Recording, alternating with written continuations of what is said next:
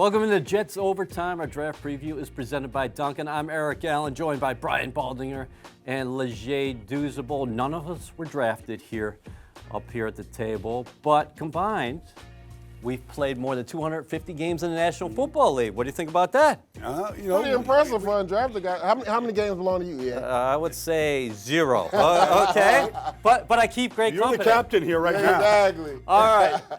Speaking of captains, what do you make of what Joe Douglas has done this offseason to set the Jets up for the 2024 NFL Draft?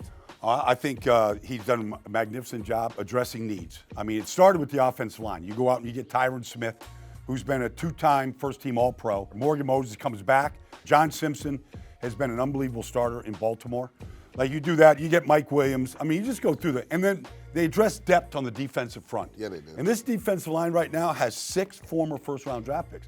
They got talent there. And so this whole team, I believe, the strength, Leger, is really the strength of this defensive line and the rotation that they're going to have. What you're saying, Baldy, is that Joe Douglas has done a really good job of answering so many questions heading into this draft.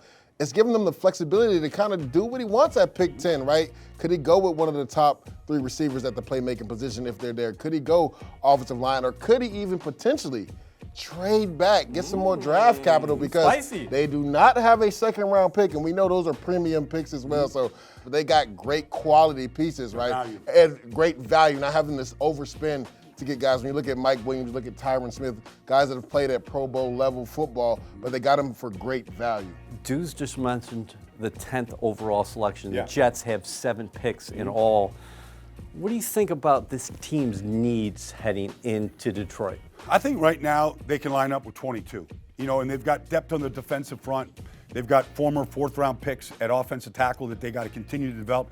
I think they need depth at linebacker and at safety. I feel like that's a position after you get past Quincy and CJ at linebacker, after you get past Chuck Clark and Tony Adams at safety. Those look like areas that can be addressed with some of the picks that they have after that 1st-round pick. Baldy, Jet Nation's not going to be happy about that. Another pick's on defense, but I'm so glad you brought up safety, because that's a major need. So Clark's coming off a major knee injury, so you need to address that in the 3rd round, and I'm so glad you brought up the 4th-round tackles that the Jets took the last 2 years at the offensive tackle position, because I did a mock draft, and a lot of Jet Nation was mad at me that I didn't take a tackle until the 6th round, but 3rd, 4th, 5th round picks have to develop into spot starters or eventually starters. So you would think this is their 2nd year with their offensive line coach. You would think they would take another step. They have to be a part of this equation. Most people are thinking right now Jets are going to go tackle or receiver at 10 overall if indeed they stay there. What about Brock Bowers from Georgia? Well, when you look at Brock Bowers, this is an explosive athlete. I don't just call him a tight end, Baldy, because you can move him all up and down on the offensive side of the ball. You can put him flexed outside. You can line him in a traditional tight end spot. You can even put him in the backfield. Baldy, he's so explosive, they gave him end arounds like he was a receiver. So it's a little rich for me at 10, just because you talk about positional value, right? And taking a tight end high. And I love the Jets tight end room when you look at Tyler Conklin and what he's been able to do. And I think Jeremy Rucker's going to be a superstar once he's able to take over that spot. He should take a step up. Yeah, exactly. And then Kenny Yeboah was the guy that they re-signed, and Zach Kuntz was the guy they drafted last year. So I like the tight end rooms. To me, that's a luxury pick, but I think Brock Bowers is a hell of a player. Well, the thing that people really overlook is how good of a blocker he is. He's a pit bull. Like, he's a guy that you can line up as a true Y, and then you can, like you mentioned, you can move him all over the place because of his route running ability. He's got those sticky mitts of his, like one-handed catches, and then he's excellent after the catch. So you got a playmaker. Just depends on is that better than a receiver? Is that better than an offensive tackle? Like, all these are fundamental to any draft room when you make those decisions. And coming up, we're going to go inside the film room. Brian Baldinger is going to look at the top tackles in this year's class. Leger Douzable is going to take a look at some of the top receivers. And then finally, we're going to end the show with our mock draft selections. This Jets Overtime Draft Special is presented by Duncan. The Jets run on Duncan.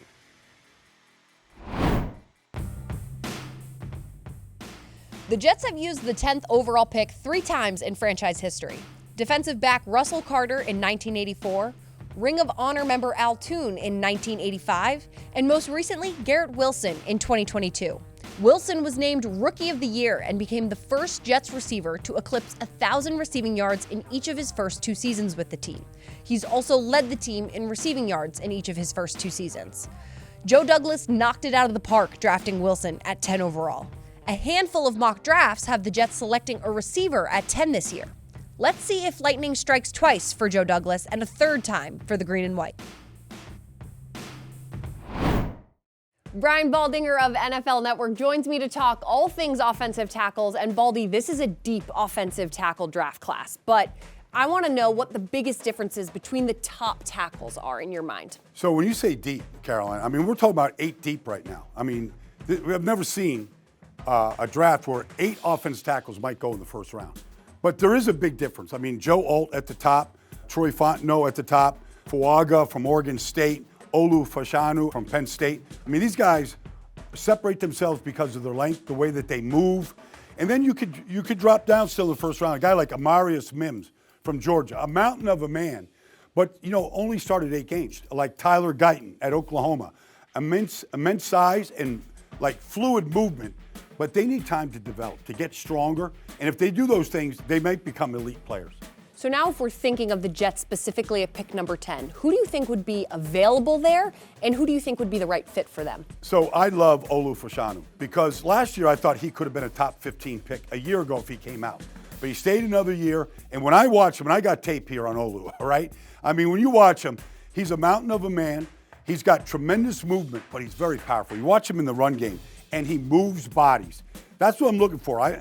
He's not a chest bumper. Like, he bends his knees and he moves bodies. But then in protection, like, he's fundamentally sound. You're not going to beat him inside. He's going to get that post hand in, not let you come.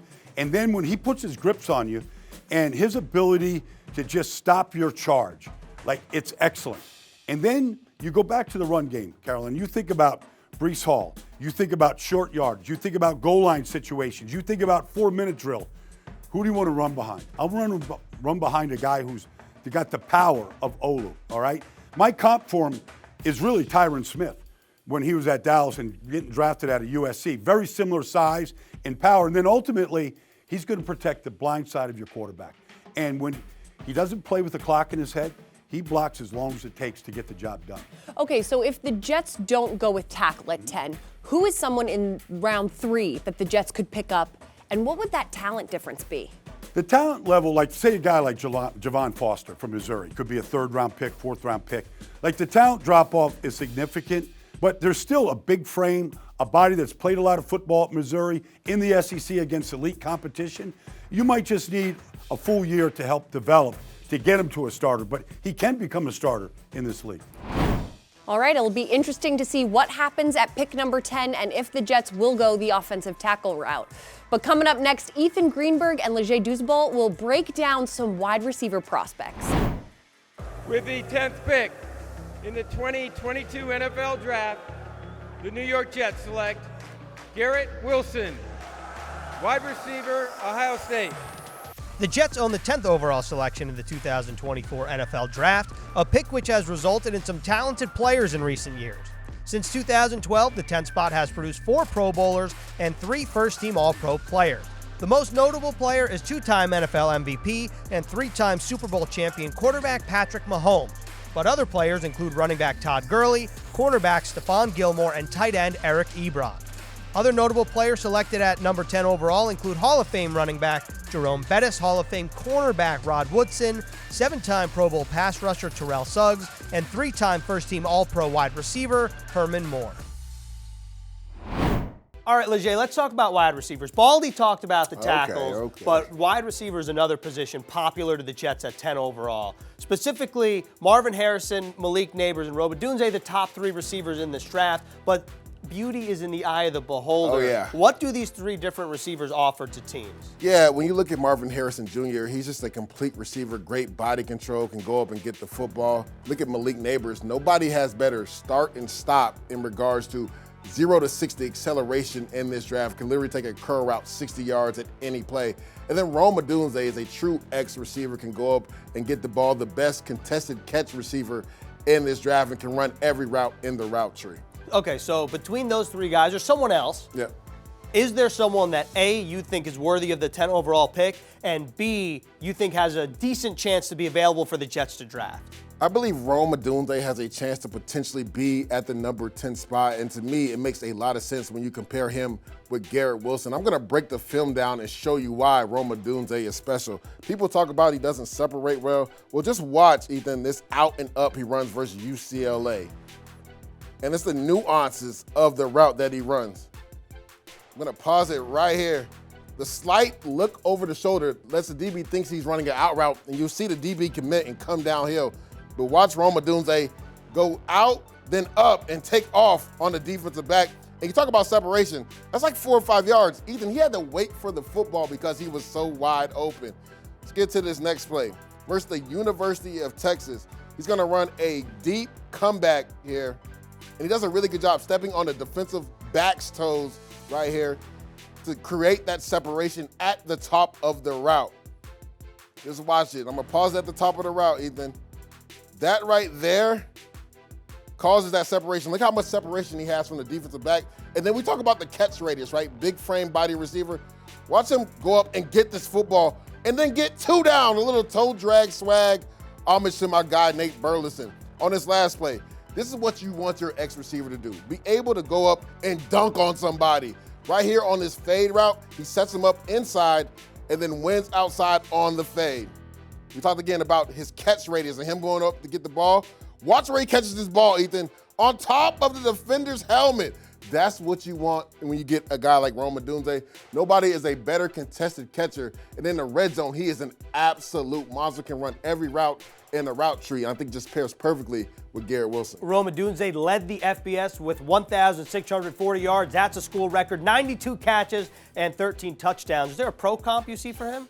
To me, it's Larry Fitzgerald. I know people will scoff at me, but when you talk about the catch radius and going up to get the 50-50 jump ball, it's not 50-50, it's 70-30. And then the pro mindset that Rome Odunze has reminds me a lot of Larry Fitzgerald. Okay, so let's say the Jets don't go receiver at 10 overall because it is a deep class. They want to go in round 3. Who are players to watch there? Well, a guy that I really like from Florida is Ricky Pearson. Now, the thing is, will he be there in the 3rd round? He killed at the combine, ran sub 4.5. Another guy I really like, Javon Baker, right? This is a guy that averaged over 21 yards a catch at UCF. Does a really good job in the red zone going up and getting those 50-50 jump balls. And does a really good job getting in and out of breaks. So those are 2 guys the Jets could potentially look at in the 3rd round.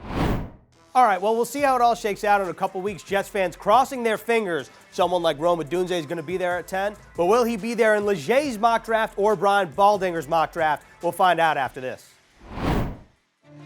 Earlier this week, players returned to One Jets Drive to start Phase 1 of the Jets offseason program. While Aaron Rodgers, Breece Hall, and many of their Jets teammates participated in the voluntary sessions, General Manager Joe Douglas has been preparing off the field for the NFL draft that begins next week in Detroit.